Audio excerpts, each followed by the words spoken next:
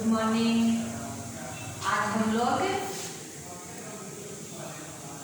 दूसरा पाठ शुरू करेंगे। पाठ 2 में पहला पाठ हम लोग खत्म कर चुके हैं, तो पहले पाठ को के सारे काम को आप लोग उतार लीजिए, कर लीजिए कॉपी में। और आज हम लोग दूसरा पाठ शुरू करेंगे। वर्ग 6 के लिए दूसरा पाठ जो गिल्लू के नाम से हमारे पाठ्य पुस्तक में है। गिल्लू एक गिलहरी का नाम है, इसका कोई अर्थ नहीं है। एक गिलहरी का बच्चा है जिसको लेखिका ने नाम जिसका दिया गिल्लू। तो गिल्लू, इसीलिए इस पाठ का शीर्षक ही है गिल्लू। लेखिका है महादेवी वर्मा। महादेवी वर्मा ने गिल्लू पाठ में बहुत ही मार्मिक ढंग से एक गिलहरी का वर्णन किया। गिलहरी के बच्चे के साथ उन्होंने अपना जीवन कुछ वर्षों 2 वर्ष तक कैसे बिताया और किस तरह से उन्होंने उसकी देखभाल की, इसके बारे में उन्होंने इस पाठ में बहुत सुंदर चित्रण किया है। लेखिका की विशेषता है, महादेवी वर्मा की विशेषता है कि वे हमेशा जानवर से संबंधित रोचक कहानियां लिखती हैं। तो इस तरह से ये पाठ भी हमारे सामने एक रोचक कहानी के रूप में है, जिसको अभी हम लोग देखेंगे। गिल्लू अर्थात गिलहरी। एक दिन अचानक सवेरे कमरे के बरामदे में आकर मैंने देखा कुछ कौवे एक गमले के चारों ओर छुआ जैसा खेल खेल रहे हैं। मतलब छूने वाला खेल। छुआ का मतलब हो गया कि छूने वाला खेल, एक दूसरे को जिसमें छूते हैं। तो लेखिका ने अचानक क्या देखा कि एक कौवा एक गमले के चारों ओर उस तरह का खेल खेल रहा है। निकट जाकर देखा गिलहरी का एक छोटा सा बच्चा है जो संभवतः घोंसले से गिर पड़ा है और अब कौवे जिसे अपना आहार बना रहे हैं। तो लेखिका ने क्या देखा, नजदीक में गई तो देखा कि एक गिलहरी का बच्चा शायद घोंसले से गिर गया था और कौवा अब उसे अपना आहार बनाने के लिए अर्थात उसको खा जाने के लिए उसके पास अपना चोंच मार रहा था। वह निश्चेष्ट सा गमले से चिपका पड़ा था और वह एकदम शिथिल था, निश्चेष्ट था, निर्जीव था, एकदम जान नहीं लग रही थी। उस तरह से वह गमले के नीचे पड़ा हुआ था। सबने कहा कि कौवे की चोंच का घाव लगने के बाद वो बच नहीं सकता, अतः इसे ऐसे ही रहने दिया जाए। तो सारे लोगों ने उनके पास रहते थे कहा कि अब इसको कौवे का चोंच लग गया है, घाव हो गया है, तो अब ये छोटा सा बच्चा है, बच नहीं पाएगा, इसलिए ये जैसे है उसी तरह से इसको रहने दिया जाए। परंतु मन नहीं माना। लेकिन लेखिका का मन माना नहीं।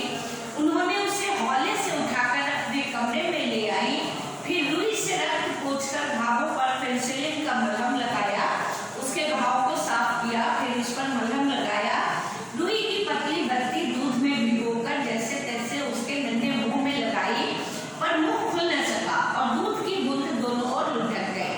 अब लेखिका ने उसको रुई की बत्ती बनाकर दूध में पिलाने का प्रयास किया, लेकिन वो बहुत ज्यादा घायल हो गया था, इसलिए उसका मुंह खुल नहीं पाया और दूध गिर गया।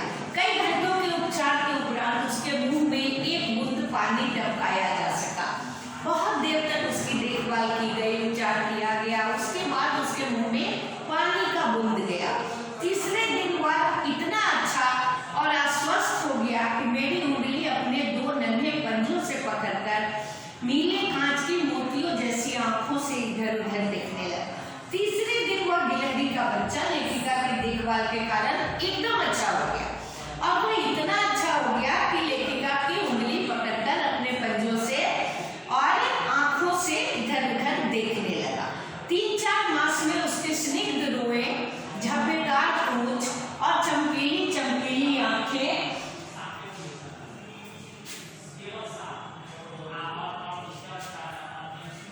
उस सबको विस्मित करने लगी। 3-4 मास में उसके चिकना शरीर एकदम चिकना हो गया, रोए हो गए, झब्बेदार उसके पूंछ हो गए जो गिलहरी का होता है, अर्थात वो बड़ा हो गया और उसकी आंखें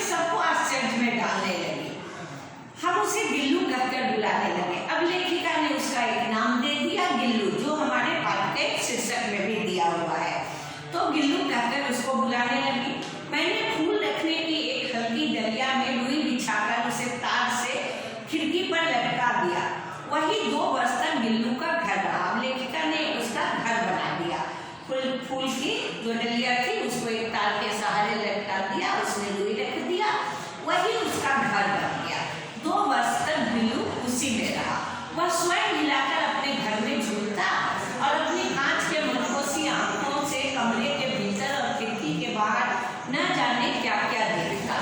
अब वो अपने झूले में खुद झूल लेता, अपनी मोती जैसे आंखों से न जाने क्या क्या देखते रहता खिड़की के बाहर।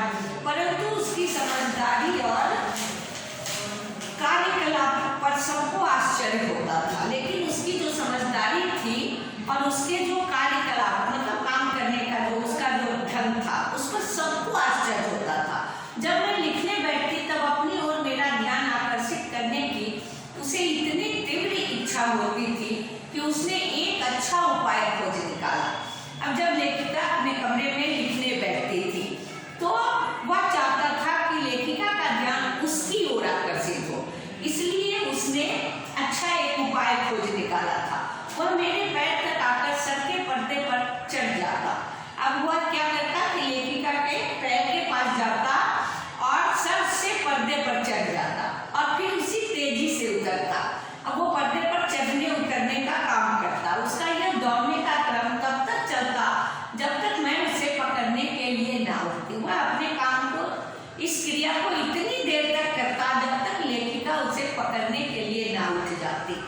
कभी मैं गिल्लू को पकड़कर एक लंबे लिफाफे में इस प्रकार रख देती कि उसके अगले 2 पंजों और सिर के अतिरिक्त सारा लघुगात लिफाफे के भीतर बंद रहता। मतलब उसका छोटा शरीर, लघुगात में छोटा शरीर हम लिख भी दिए हैं। तो लेखिका कभी कभी उसको एक कागज के लिफाफे में इस प्रकार बंद कर देती कि उसका सिर बाहर रहता और 2 पंजे बाहर होते। इस अद्भुत स्थिति में कभी कभी घंटों मेज पर दीवार के सहारे खड़ा रहकर वह अपनी चमकीली आंखों से मेरा कार्यकलाप देखा करता। अब वो उसी स्थिति में घंटों रहता और लेखिका जो अपना काम करते रहती उसको बस वो निहारते रहता, वो देखते रहता। भूख लगने पर चिक-चिक करके मानो वह मुझे सूचना देता और जब उसको भूख लगती तो वह एक चिक-चिक की आवाज निकालता जिससे लेखिका को यह पता चल जाता कि गिल्लू को अब भूख लगी हुई है। भूख लगे और काजू या बिस्किट मिल जाने पर उसी स्थिति में लिफाफे से बाहर वाले पंजे से पकड़कर उसे कुतरता रहता। अब वो उसको जब खाना मिल जाता, काजू मिलता, बिस्किट मिलता, जो भी मिलता, वो उसी तरह से वहीं पर कुतरता और फिर अपने बाहर वाले पंजे से पकड़कर उसे खाते रहता। उसी स्थिति में लिफाफे में बैठा रहता। अब एक प्रश्न हमारे सामने पाठ में आया कि लेखिका गिल्लू को पकड़कर कहाँ रख देती थी। ये दिया हुआ है। तो लेखिका गिल्लू को पकड़कर एक कागज के लिफाफे में रख देती थी। कागज के बड़े से लंबे लिफाफे में रखती थी जिसमें उसका सिर और पैर बाहर रहता था। फिर गिल्लू के जीवन का प्रथम वसंत आया। नीम चमेली की गंध मेरे कमरे में धीरे धीरे आने लगी। अब गिल्लू लगभग और बड़ा हो गया था। प्रथम वसंत ऋतु उसके जीवन का आ गया था। अब नीम और चमेली की गंध बसंत ऋतु में फूल फूलने लगते हैं। नीम में भी फूल आते हैं, चमेली में भी आते हैं। तो वो सब गंध लेखिका के कमरे में आने लगी थी धीरे धीरे। बाहर की गिलहरियां खिड़की की जाली के पास आकर चिक-चिक करके न जाने क्या कहने लगी और बाहर के गिलहरियों को भी पता चल रहा था कि ये गिलहरी यहाँ भी है। तो वो आकर खिड़की के बाहर से ही चिक-चिक करके पता नहीं उस गिलहरी को क्या कहती। गिल्लू को जाली के पास बैठकर अपनेपन से बाहर झांकते देखकर मुझे लगा कि इसे मुक्त करना आवश्यक है। अब गिल्लू भी अपने बिरादरी के जानवरों को देखते रहता। तो लेखिका को लगा कि इसको बाहर निकाल दिया जाए, मुक्त करना आवश्यक है। मैंने कीले निकालकर जाली का एक कोना खोल दिया और इस मार्ग से गिल्लू ने बाहर जाने पर सचमुच ही मुक्ति की सांस ली। अब थोड़ा सा रास्ता बना दिया लेखिका ने, जिस रास्ते गिल्लू भी अब बाहर जाने लगा और वह सचमुच ही मुक्ति का अनुभव करने लगा। इतने छोटे से जीव को घर में पले कुत्ते बिल्लियों से बचाना भी एक समस्या ही थी। लेखिका के घर में और बहुत सारे जानवर रहते थे तो उन सब से भी इसको बचाना होता था। छोटा सा जीव था, कुत्ते बिल्ली भी झपट्टा मार लेते। तो इस तरह से वह भी एक समस्या थी। आवश्यक कागज पत्रों के नाम के कामों के कारण मेरे घर के बाहर